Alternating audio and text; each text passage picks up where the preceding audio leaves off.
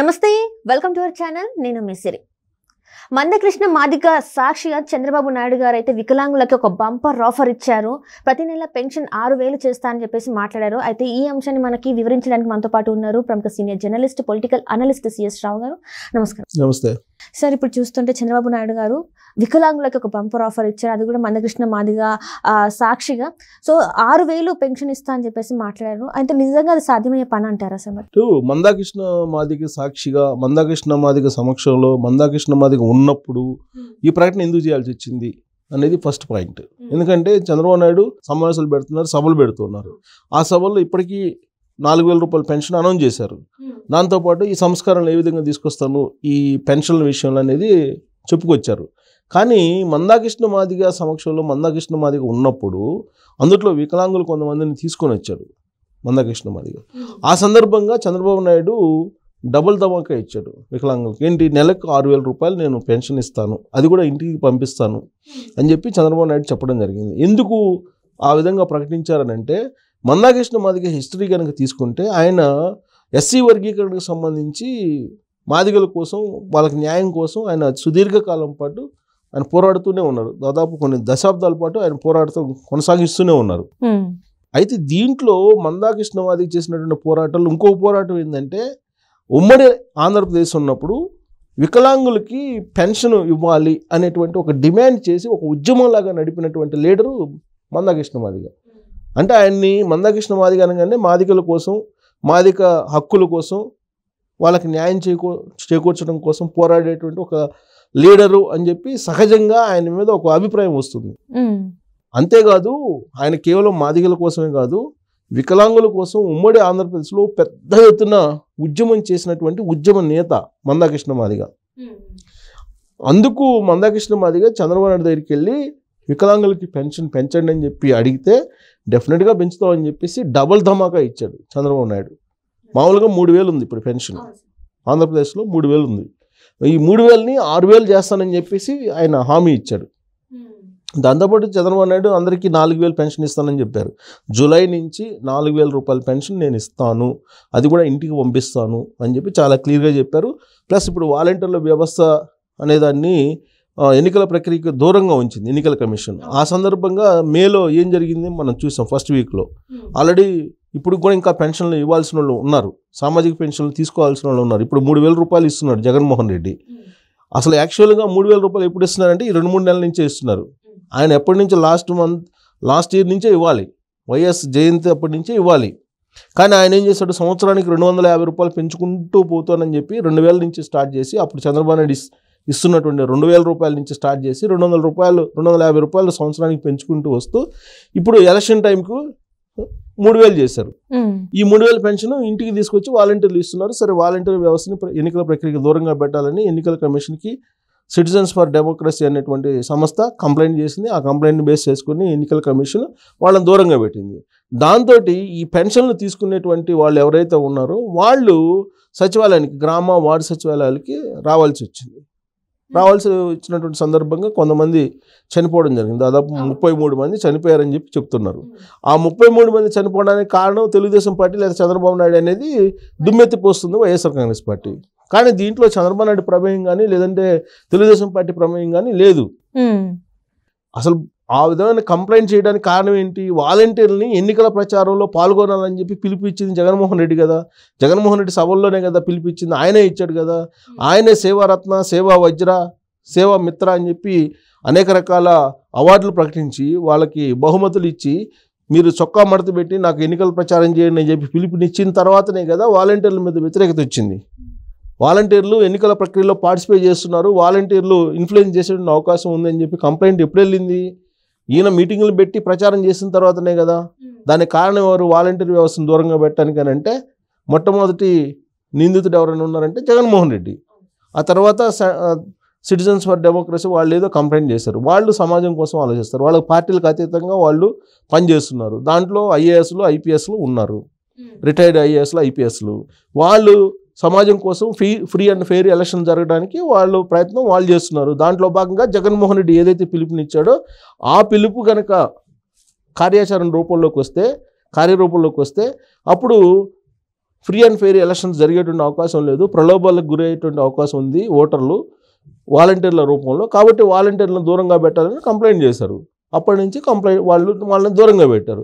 వాళ్ళని దూరంగా పెట్టిన తర్వాత ఏమైంది, సామాజిక పెన్షన్స్ ఇంటికి తీసుకెళ్ళి ఇవ్వాలి.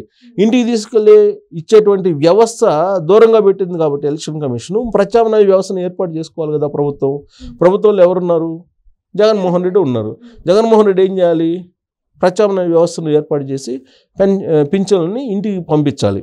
సరే జగన్మోహన్ రెడ్డి పంపించకపోయినా ముఖ్యమంత్రిగా ఆయన ఎన్నికల కోడ్ ఉంది కాబట్టి ఆయనకి ఆదేశాలు జారీ చేసేటువంటి హక్కు లేదు. సరే హక్కు లేకపోయినా కాబట్టి సూచన అయితే చేయొచ్చు. అక్కడ చీఫ్ సెక్రటరీ ఉన్నారు కదా, చీఫ్ సెక్రటరీ అయినా సరే ప్రత్యామ్నాయ వ్యవస్థను ఏర్పాటు చేసి, ఆల్రెడీ కళ్ళెదుటి కనిపిస్తుంది ప్రత్యామ్నాయ వ్యవస్థ. ఏంటి ప్రత్యామ్నాయ వ్యవస్థ, పంచాయతీరాజ్ వ్యవస్థ ఉంది. ఆ పంచాయతీరాజ్ వ్యవస్థలో పంచాయతీరాజ్ సెక్రటరీలు ఉన్నారు, అలాగే గ్రామ వార్డు సచివాలయాల్లో ఉండేటువంటి ఉద్యోగులు ఉన్నారు.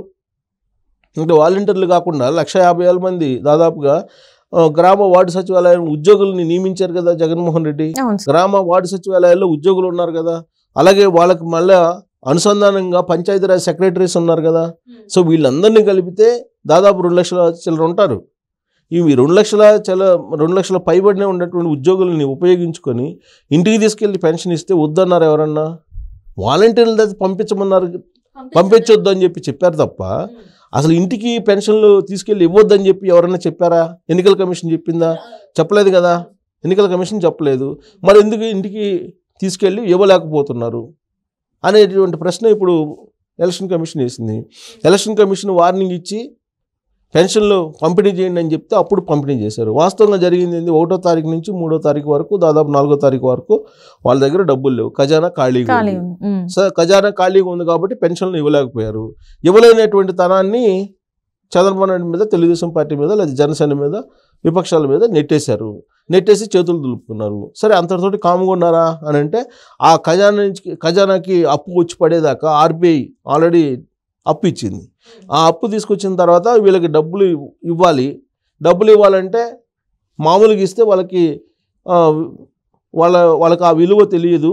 కాబట్టి చంద్రబాబు నాయుడు ఆ కారణంగానే ఆగిపోయినాయని చెప్పి ఒక అభిప్రాయం తీసుకురావాలనేటువంటి ఉద్దేశంతో వాళ్ళు ఏం చేశారు, సచివాలయానికి అందరిని రమ్మన్నారు.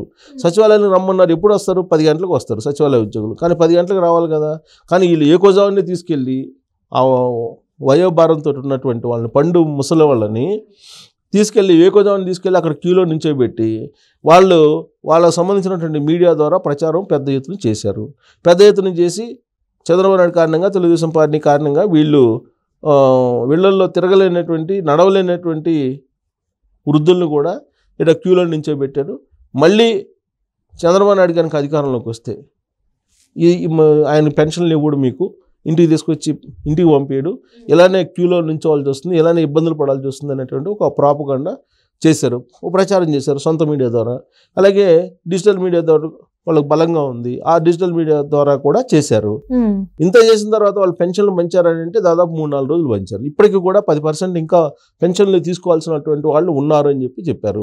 సో ఇవన్నీ జరుగుతున్న క్రమంలో చంద్రబాబు నాయుడు క్లియర్ కట్గా ఒక హామీ ఇచ్చారు. ఏమి ఇచ్చారంటే, నేను అధికారంలోకి వస్తే 4,000 రూపాయలు పెన్షన్ ఇస్తాను, ప్లస్ ఈ 2 నెలలు మీరు పెన్షన్లు తీసుకోవడానికి వెళ్ళి క్యూలో నిలబడి మీరు ప్రాణాలు తీసుకునేటువంటి పరిస్థితి రాకూడదు మీకు.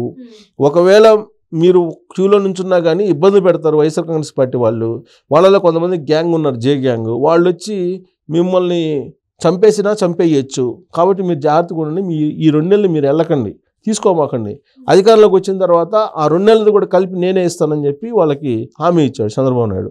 ఇంటికి పంపిస్తాను నేను, ప్లస్ 3,000 కాదు 4,000 పంపిస్తాను ఇంటికి, అదనంగా ఒక పంపిస్తాను, నేను 4,000 రూపాయలు చొప్పున పంపిస్తాను, మీరు తొందరపడి క్యూలో నుంచొని ప్రాణాలు పోగొట్టుకోకూడదని చెప్పి చంద్రబాబు నాయుడు పదే చెప్పారు.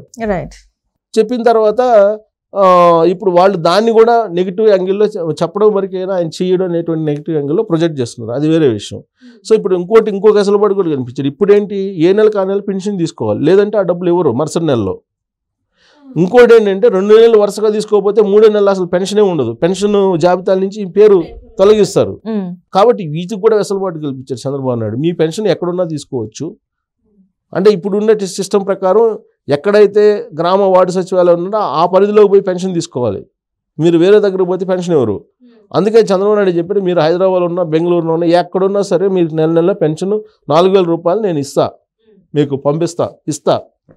మీరు ప్రతి నెల రావాల్సిన అవసరం లే. 1 నెల రాకపోయినా 2 నెలలు ఇస్తా, 2 నెలలు రాకపోయినా 3 నెలలు ఇస్తా, 3 కల్పిస్తా అని చెప్పి చంద్రబాబు నాయుడు చాలా క్లియర్గా చెప్పారు. ఇదే పద్ధతిని వికలాంగులకు కూడా చేసి వికలాంగులకు 6,000 చేశారు. అందరికీ 4,000 అయితే వృద్ధులకి 6,000 ఇస్తాను నేను వికలాంగులకు అని చెప్పి ఆయన ఒక కీలకమైనటువంటి ప్రకటన చేశారు. అది కూడా మందాకృష్ణ మాదిగ రిక్వెస్ట్ మేరకు చేశారు. మందాకృష్ణ మాదిగ ఒక ఉద్యమం చేశాడు కాబట్టి వికలాంగుల కోసం ఆయన సమక్షంలోనే ఆయనకి హామీ ఇస్తూ అలాగే వికలాంగులకు కూడా హామీ ఇచ్చారు. నెలకు 6,000 రూపాయలు వికలాంగులకి ఇంటికి పంపిస్తానని చెప్పి చంద్రబాబు నాయుడు తాజాగా ఇచ్చినటువంటి హామీ. Right, thank you so much sir.